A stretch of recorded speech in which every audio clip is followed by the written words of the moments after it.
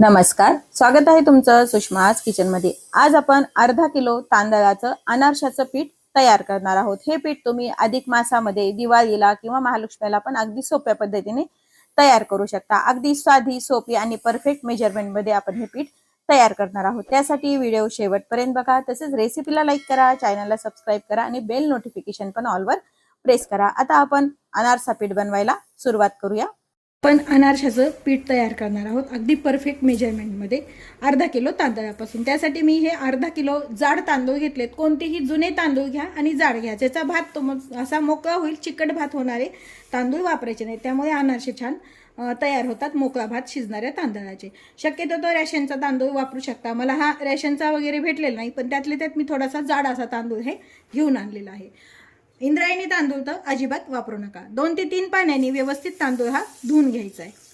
थोडं थोडं पाणी टाकून व्यवस्थित हाताने असा चोळून तांदूळ धुवून घेऊया। 3 पाण्याने तांदूळ व्यवस्थित आपण धुवून घेतलेले आहेत। यामध्ये तांदूळावरती भरपूर पाणी येईल असं आपल्याला हे भिजून घ्यायचं आहे।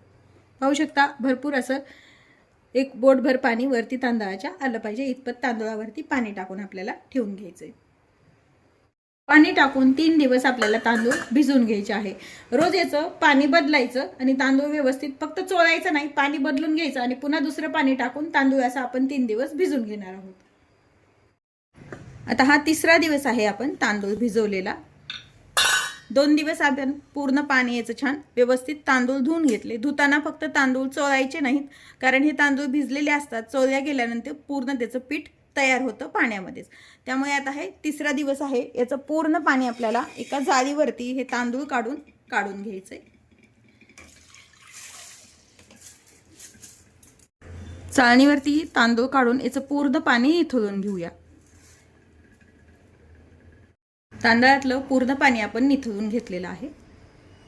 आता हे जे पाणी निथळून घेतलेले तांदूळ आहेत, एखाद्या कॉटनच्या ओढणीवरती किंवा पांढऱ्या कोणत्याही कॉटनच्या कपड्यावरती तुम्ही हे सुकून घ्यायचे। फार कडकडीत तांदूळ नाही सुकवायचे, हे साधारण ओलसर असतील इतपतच हे सुकून घ्यायचे। फॅन खाली वगैरे ठेवायची अजिबात गरज नाही, कारण फॅन खाली जर ठेवले तुम्ही तर जास्त तांदूळ हे सुकले जातात आणि अनारशाचं पीठ व्यवस्थित निघत नाही।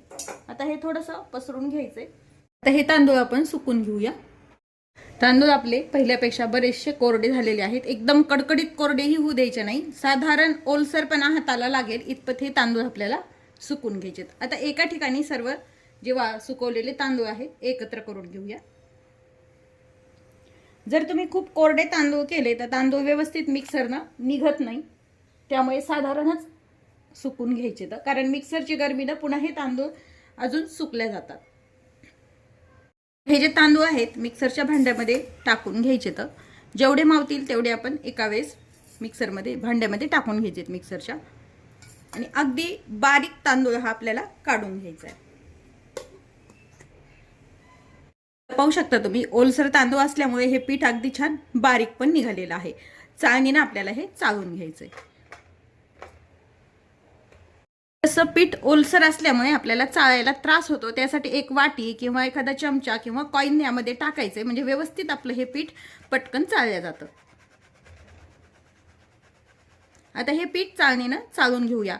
शक्यतो गव्हाचं पीठ चाळणारी चाळणीपेक्षाही पिठाची जी चाळणी असते एकदम बारीक चाळणीची, त्याने तुम्ही पीठ चाळून घ्यायचंय। पाहू शकता, हे असं बारीक छान पीठ आपलं तयार झालेलं आहे।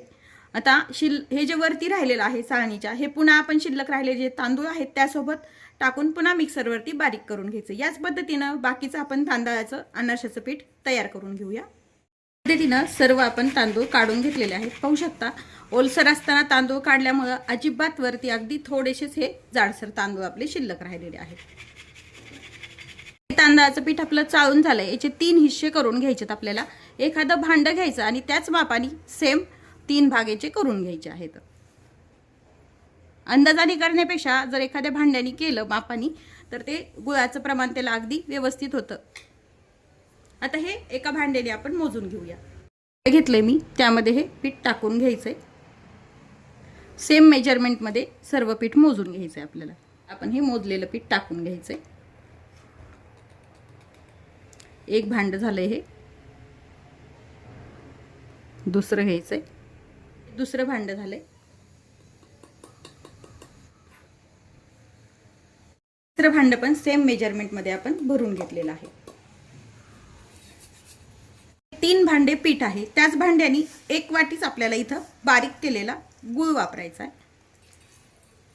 चिक्कीचा वगैरे गूळ वापरायचा नाही, नॉर्मल आपला जो नॅचरल गूळ असतो तोच वापरायचा आहे. या मेजरमेंटमध्ये जर तुम्ही गूळ घातला तर अजिबात हे अनारसे वितळत नाहीत किंवा मग खराब पण असे विरघळल्या जात नाहीत तेलामध्ये वगैरे. थोडासा गूळ अजून आपल्याला लागतो. एक तर तुम्ही खिसणीनं खिसून घ्या गूळ किंवा मग मिक्सरवरती बारीक असा फोडायचा आणि थोडंसं पल्स मोडवरती फिरून घ्यायचं.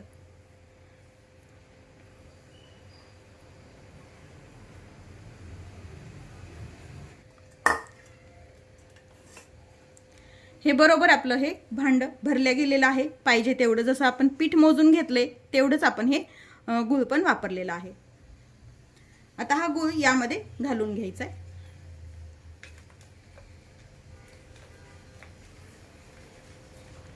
सोपं साधं प्रमाण आहे. 3 हिस्सा पीठ आणि 1 हिस्सा गूळ वापरायचा आहे.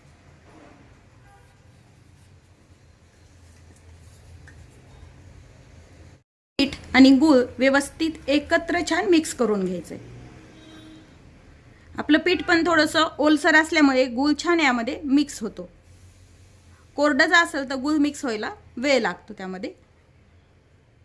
तर व्यवस्थित सर्व पीठ आणि हे गूळ मिक्स करून घेऊया.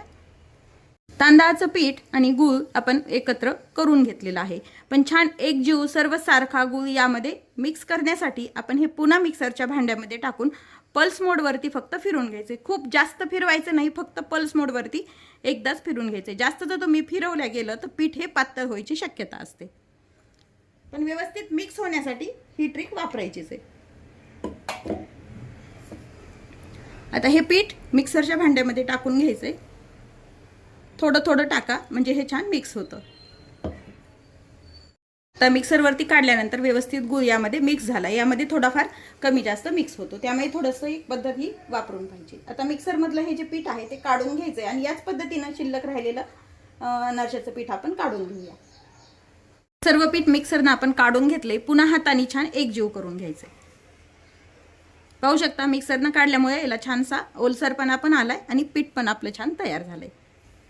सर्व पीठ आपण छान मिक्स करून घेतलंय. याचे आता छोटे छोटे गोळे करून घ्यायचे. तर म्हणजे काय होतं, अनारसे बनवताना एकदम गोळा न घेता छोटे छोटे जर तुम्ही गोळे घेतले आणि तेवढ्याचेच अनारसे करत गेलात तर बाकीच्या पिठाला ओलसरपणाचे हात लागत नाही, दुधाचे किंवा पाण्याचे, आणि पीठ आपलं जास्त काळ टिकतं. आणि ह्या डब्यामध्ये ठेवून घ्यायचे. साखरेचे करा किंवा गुळाचे जरी अनारसे केले तरी या पद्धतीने जर गोळे करून ठेवले तर आपल्याला अनारसे बनवताना सोपं जातं.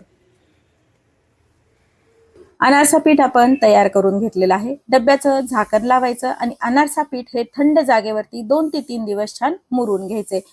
रूम टेम्परेचरलाच अनारसा पीठ ठेवायचं आहे, फ्रीजमध्ये अजिबात ठेवायचं नाही. फक्त गरमीच्या ठिकाणी ठेवू नका, नाही तर हे अनारसा पीठ एखाद्या वेळेस खराब व्हायची भीती असते. आता अनारसा पीठ आपलं तयार आहे. 2 दिवसानंतर आपण यापासून अनारसे कसे बनवायचे ते पाहूया. तुम्ही माझ्या चॅनलवर नवीन असाल तर चॅनलला सबस्क्राईब करा, रेसिपीला लाईक करा आणि रेसिपी शेअर करायला विसरू नका. माझ्या प्रत्येक व्हिडिओचं नोटिफिकेशन तुम्हाला सर्वात आधी येण्यासाठी बेल आयकॉन पण ऑलवर प्रेस करा. अशाच नवीन रेसिपी सोबत पुन्हा भेटूया. तोपर्यंत बाय बाय. व्हिडिओ पाहिल्याबद्दल धन्यवाद.